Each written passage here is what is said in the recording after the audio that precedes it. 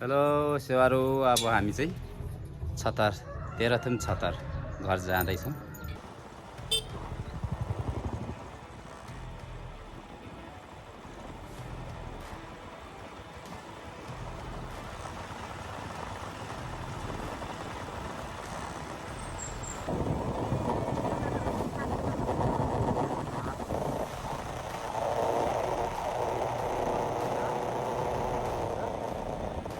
अब चाहिँ फाइनल यो अलिकति यो टम्बरभन्दा अलि मासतिर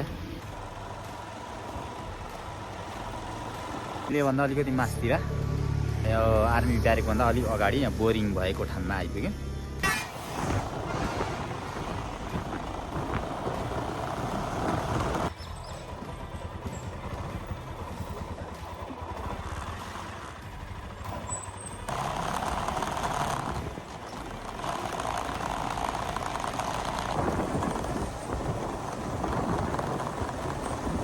उडाउने को इंदेरो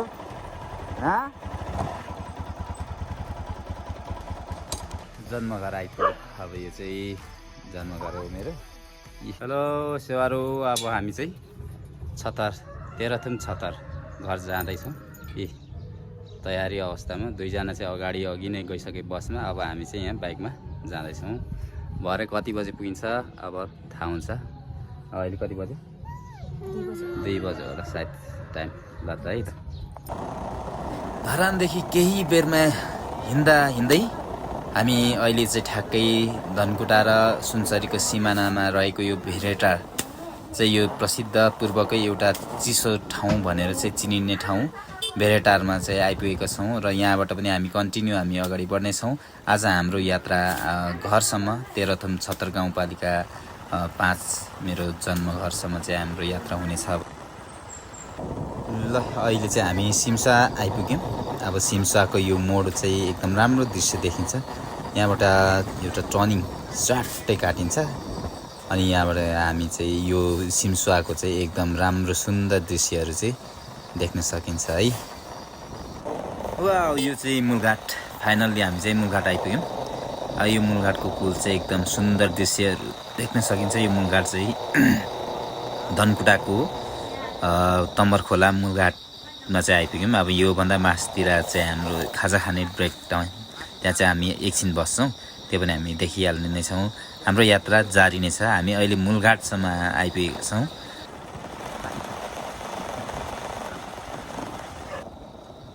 ल अब चाहिँ हाम्रो गन्तव्य आइपुग्यो। हाम्रो भोक पनि लाग्यो।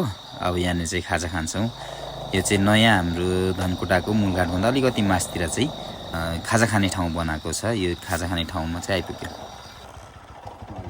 अब चाहिँ फाइनल यो अलिकति यो टम्बरभन्दा अलि मासतिर चाहिँ मूलघाटभन्दा मासतिर यो एउटा कटेज खोलेको रहेछ।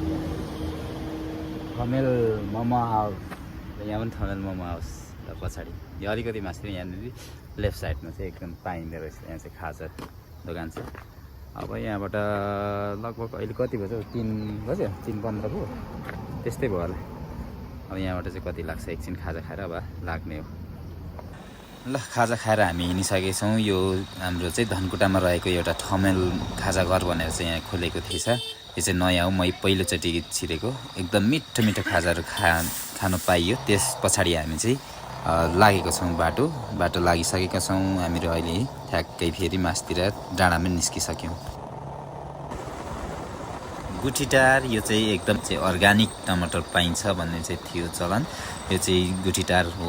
गुठीटारमा हामी गुठीटारदेखि पनि क्रस गरेर अब चाहिँ हामीहरू धनकुटा आसपास आइपुग्यौँ। धनकुटाको फोकलेनमा आइपुगेका छौँ। अब फोकलेनभन्दा अलिक अगाडि अब यो चाहिँ धनकुटाको गोलाइ। यहाँनिर चाहिँ एकदम अप्ठ्यारो खालको गोलाइ छ। यहाँ चाहिँ यो गोलाइ चाहिँ किन यस्तो बनाएको रहेछ भन्दाखेरि चाहिँ यहाँनिर अरूलाई सोध्यो भने चाहिँ के जवाफ दिन्छन् भन्दाखेरि यहाँको चाहिँ इन्जिनियरको बुढी चाहिँ ठेकदारले लगिदियो र चाहिँ इन्जिनियरले यस्तो खालको बाटो बनायो भनेर भन्छन्।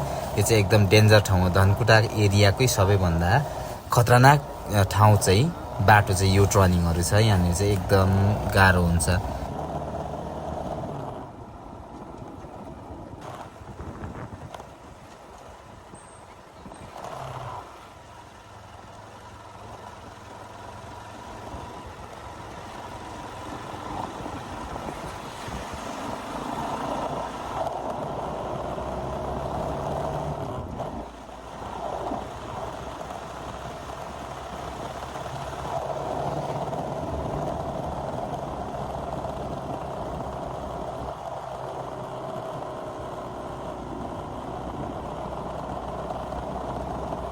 योभन्दा अलिकति मासतिर यो आर्मी ब्यारेकभन्दा अलिक अगाडि यहाँ बोरिङ भएको ठाउँमा आइपुग्यौँ।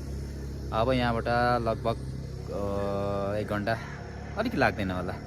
यहाँ चाहिँ हामीहरू ठ्याक्कै अहिले 5 बजेको छ। हामी तल खाजा खाएको ठाउँबाट यहाँ आइपुग्नु ठ्याक्कै 1 घन्टा लाग्यो भनौँ न। मूलघाटदेखि हामी मूलघाटबाट बाटो लाग्दाखेरि 4 बजेको थियो, यहाँ आइपुग्दाखेरि ट्याक्कै 5 बजेको छ। यो बोरिङ भएको ठाउँमा आइपुग्यौँ। अब हेर्दै जाउँ अगाडि कस्तो कस्तो बनिसकेछ बाटो। धेरै पछाडि हामी आएको छौँ घर ल।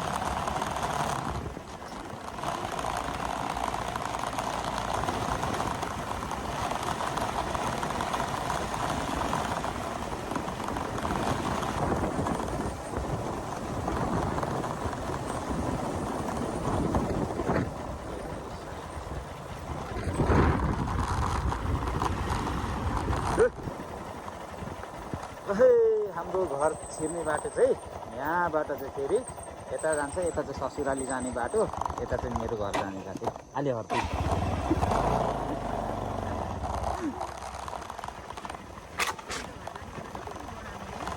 हो। यो चाहिँ फेरि राजाको घर जाने बाटो, कामसोरे गाउँ यता।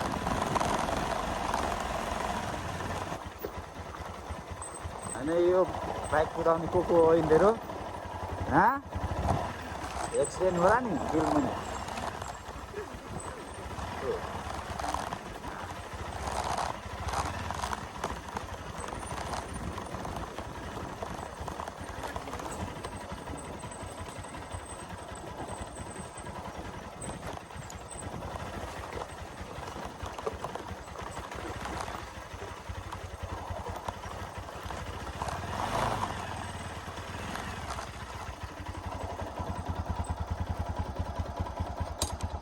यो चाहिँ घर मेरो आइपुग्यो, जन्मघर आइपुग्यो।